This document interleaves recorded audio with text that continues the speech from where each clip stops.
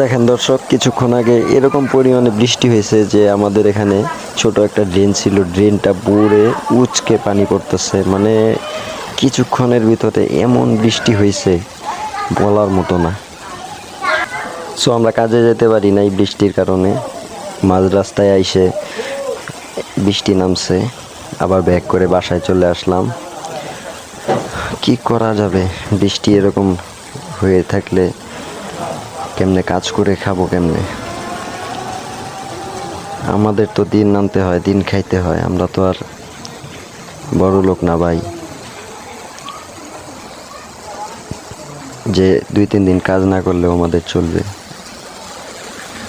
তো কি করব, উপরওয়ালাকে দোষ দিব? উপরওয়ালা যা করে ভালোর জন্যই করে। আলহামদুলিল্লাহ বৃষ্টি হয়েছে, এটাও যে কোনো ভালো কাজের জন্যই হয়েছে।